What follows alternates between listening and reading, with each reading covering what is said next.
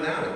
Now, somebody who many of you may not know, somebody that I got to know last year, actually, he's going to talk to you for about 10 minutes about some of these things, about decisions, about consequences, about making sure that you don't take days for granted. Anton will tell you his story better than I can, but I can tell you that this time last year, we didn't know if Anton was going to be with us anymore. He suffered over the holidays, the 2009 holidays, excuse me. He suffered a car accident, and he's going to tell you his story, but I can tell you that he's come an incredible way in a year. He's a real lift for me, and getting to know him and getting to talk to him and getting to be a part of his recovery has been something that's been an important part of my life personally. So Anton's going to give you about 10 minutes to talk to you, and of course I know you'll be respectful and listen. So here's Anton.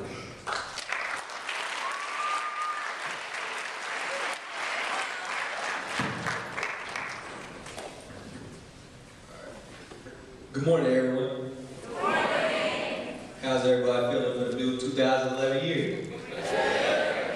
Any New Year's resolutions? Sustain all day today. Yeah. All right, that's what I want to hear.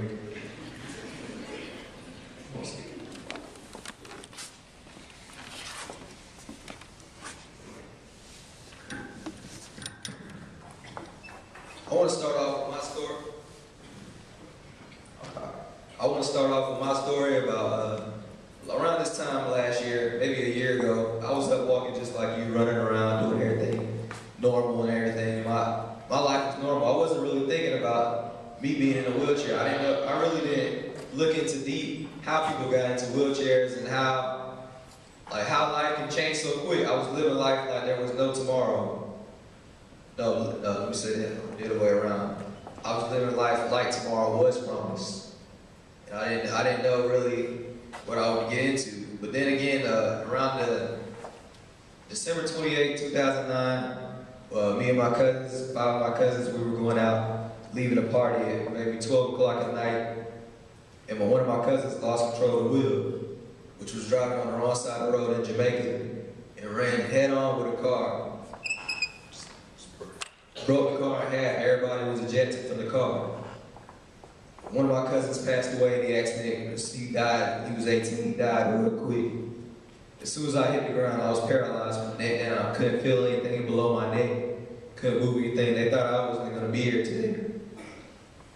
And they told me that I was going to die and be a vegetable the rest of my life. And I chose not to believe that and keep fighting. And I see most of this is the freshman class, so you guys really don't know me as before I was in a chair. So most of you guys look at me heavy. How many of you guys have seen Toy Story? What's the part where Woody's going through the thing? It's like the claw. That's how some of you guys look at me in the eyes. And I want you to feel comfortable speaking to me, just knowing that just coming in a wheelchair, I'm not going to let the wheelchair define me.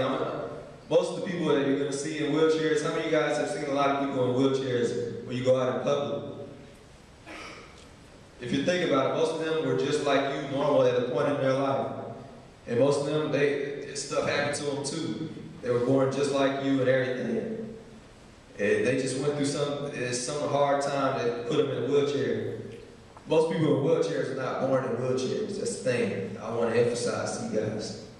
So, and I'm talking about, and I want to talk about you setting goals, how your decisions you make today can affect where you are in your life. How many of you guys live life like tomorrow's promise? Be honest. Wow, that's a lot. It's going to take you to really think deep into yourself to realize that looking at my situation right now, like what I'm going through right now, if you look at this, the way I'm fighting through it, I hope this has encouraged you to go through life, to know that anything can happen, no matter, nothing's promised. Because here I am a year ago from almost a year, or a year and a couple of days from today, walking around just like you, standing down like, just like you in the blue shirt right there with the polo on, man. I see you, I support you. I support you because you have a horse in your shirt. Yeah, I was just like that last year, running around. And perseverance. I want to talk about goal taking, what you're going through to lead to. How many of you guys have big dreams? That's good. But what are you doing to really get into the big dreams? What are you doing to achieve them? Any of you guys want to answer that? You in the red shirt, man.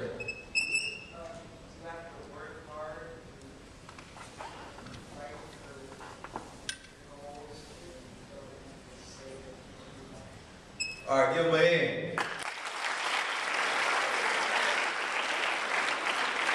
What he just said was the truth. That's the basic foundation of where it starts.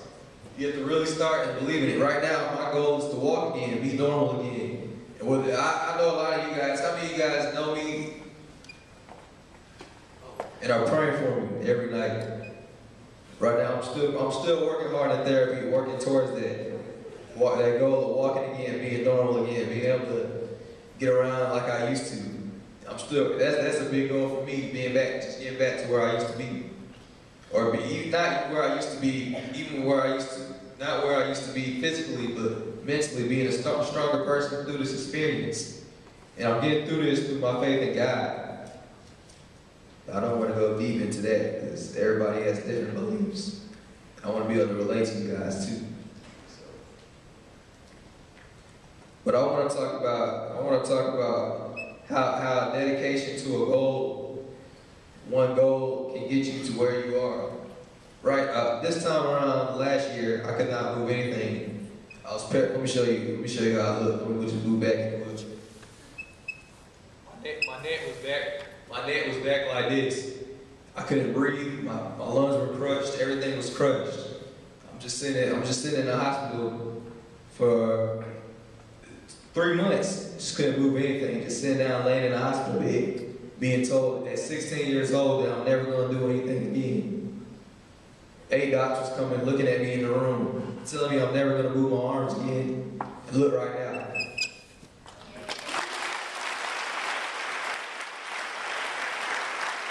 Just that yet alone is a miracle. And me being the person I am, I chose not to believe in that. So when somebody tells you you can't do anything, I want you guys to look deep. Or if you have big dreams, I want you to look at my situation and work real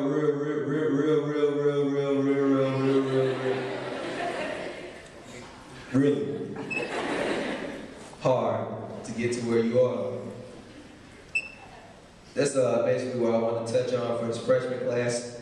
I don't really want to go into deep story around you guys, but if you guys have a lot of questions personally, you can ask me at Facebook. Hit me up on Facebook. Anybody have questions right now?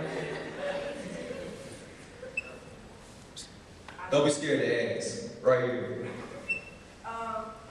Is it hard for you? Is it hard for what? Just like coming to school? Never mind. No. That was a good question. Finish the question. Never mind. I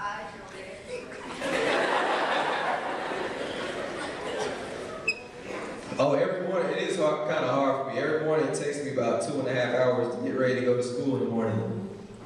I wake up at 6 o'clock. My mom has to do everything for me, give me a shower, brush my teeth. I can't have my breath stinking. Comb my hair, feed me breakfast. So this is a big adjustment. I'm starting to get a little bit more mobile than I used to be. But I just thank God every day, just waking in the mirror. I look at myself in the mirror every day. Thank God for a good-looking guy in a wheelchair. Yeah, thank you guys for giving me your time. If any questions, you can hit me up on Facebook. Anything. Thank you.